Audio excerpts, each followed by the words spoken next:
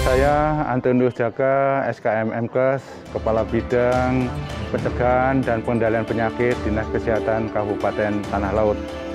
Jadi bersama ini kami sampaikan bahwa kejadian beberapa waktu yang lalu, waktu vaksinasi di Sekolah Dasar Negeri 4 Angso, ada siswa yang pingsan, itu yang berdarah karena disebabkan oleh vaksin, itu adalah hal yang tidak benar.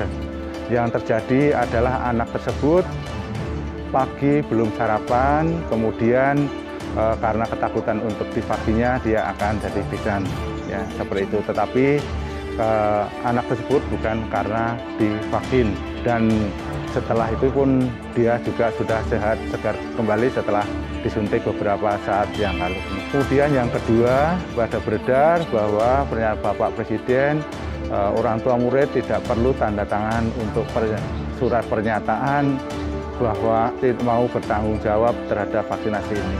Ya, memang maksud dari pernyataan Pak Presiden itu bahwa siswa orang tuanya memang tidak perlu menandatangani surat pernyataan. Screening yang dilaksanakan oleh petugas kesehatan memang diharapkan dari orang tua itu menandatangani info consent dan memberikan pernyataan riwayat kesehatan bagi anaknya sedetail mungkin, sehingga dari petugas kesehatan bisa menyimpulkan apakah anak tersebut bisa divaksin atau tidak. Jangan menyembunyikan penyakit anaknya ke petugas kesehatan yang melaksanakan screening tersebut. Setiap anak itu bisa mendapatkan vaksin COVID sebanyak 2 kali. Vaksin yang digunakan adalah vaksin Sinovac yang sangat aman dan direkomendasikan dari Badan POM maupun ITAGI, aman untuk anak. Apabila terjadi kejadian pasca imunisasi, yang perlu dirujuk ke kesehatan baik di puskesmas maupun di rumah sakit, ya, kami harapkan bisa dirujuk ke rumah sakit dengan pembiayaan dari BPJS atau Badan Penanggulangan Jaminan Sosial. Masyarakat Kabupaten Tanah Laut sudah 98% mempunyai jaminan dari BPJS ini, sehingga tidak perlu dikhawatirkan tentang hal biaya yang ditimbulkan dari kejadian pasca imunisasi ini. Apabila tidak mempunyai BPJS dari luar wilayah, itu juga bisa ditanggung oleh APBN atau Anggaran Pendapatan Belanja Negara oleh pemerintah pusat. Sehingga kami harapkan masyarakat tidak perlu khawatir terhadap pelaksanaan vaksinasi ini.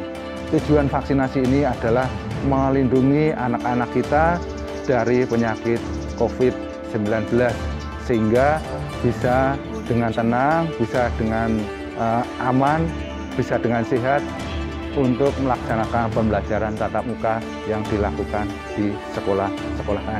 Untuk pelaksanaan vaksinasi anak umur 6-11 tahun dengan vaksin Sinovac yang diberikan sama 2 kali.